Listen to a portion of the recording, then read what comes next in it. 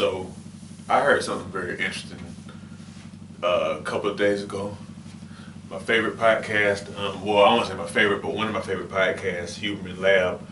Um, Dr. Huberman was interviewing a lady who's like an expert on, I think, women's health, because she was talking about like perimenopause, menopause, and she's also like talking about aging for women and even for men in general.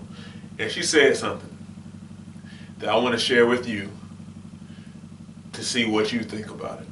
She said, so she studies people who do masters track and field, and I've talked about that a little bit here. So masters track and field is basically track and field done after high school and college. So people in their 20s, 30s, 40s, 50s, 60s, 70s, and beyond, like for real. And she mentioned something about a 70-year-old man, or at least 70 years old, who ran a mile in 4 minutes and 35 seconds or something like that.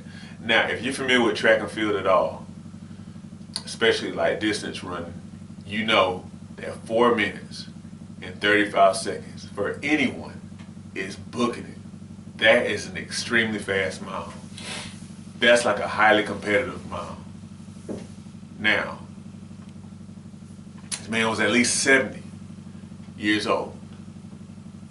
And she also mentioned another person, like a young man, like a teenager, 17, who ran a mile in like 4 minutes and maybe 15 to 17 seconds, something like that.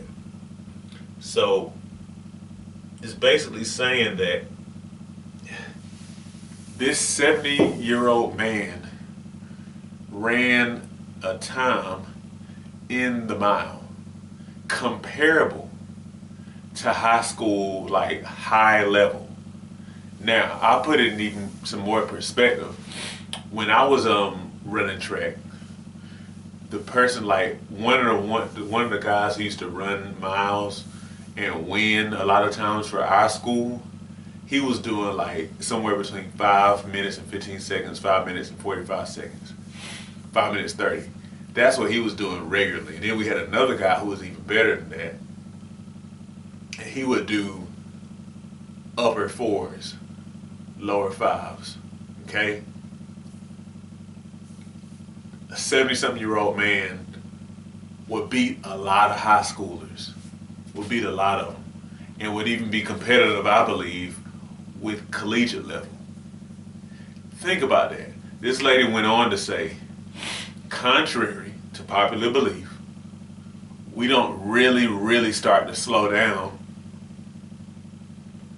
until, and I'm doing this just to get some more stretch in my hip flexion, but we don't really start to slow down until our 70s, somewhere after 70. So I have heard somebody say that you have two slowdowns, one kind of around 40, the age of 44 approximately, and then another time around maybe 70s or so. But think about that. This is, I mean, I already have believed, I already have planned on being ultra active all of my life. But think about that. This kind of stuff makes you think, like, what are we doing out here, man? Why is it that we leave competitive sports to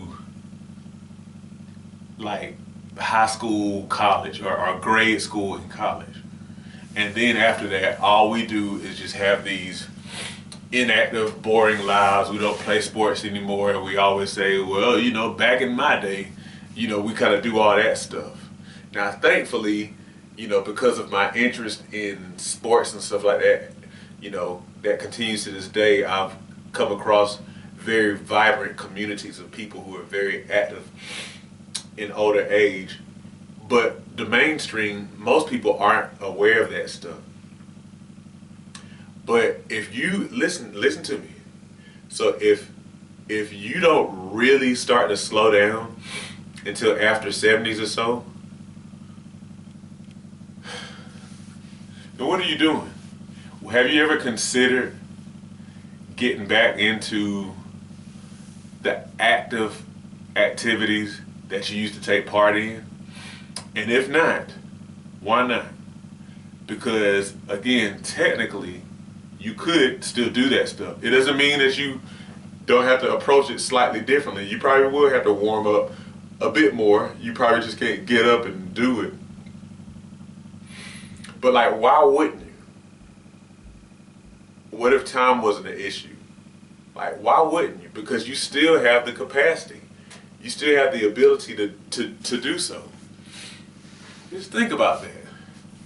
Like, to me, like when I like my earlier remembrances of like my grandparents were like when they were in their 70s. That was when I was, I think, single digits, I want to say.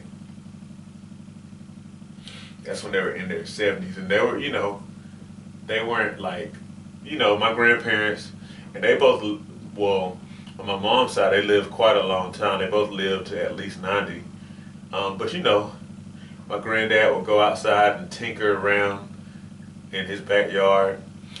My grandma would sit in the house and watch outside. Just kind of like what I understood to be older people's stuff. And that's pretty much how they were from 70 to 90, doing the same kind of stuff. But like I couldn't imagine, seeing my grandparents playing sports or anything like that. I just thought that when you got older, I kind of thought that when you got older, you just didn't do stuff anymore. You just didn't care, you know. But I'm determined to be part of a movement of changing the mindsets of people, who have ruled out participation in physical activity, who have decided that your body is no longer supposed to be fit, strong, lean, pain-free. I want to change that. At least I want to be a part of that change, especially in this day and age when I really believe that we have to be empowered about our health, where we need to stop relying so much on our systems that I believe in some ways are failing us. We got to change the narrative.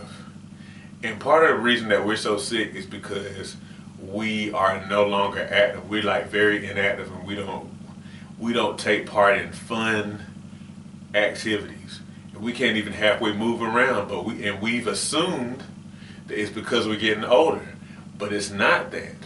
It's because we have slowed down in the actions that we do. All we do is sit around and work.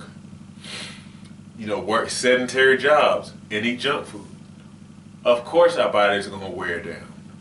Of course they are. You know what I'm saying? So sometimes I'm always kind of trying to find other ways to express this, because like inside of me it's like almost like sirens going off. I always wish I could convey what I feel to others, more effectively. Like the urgency that I feel.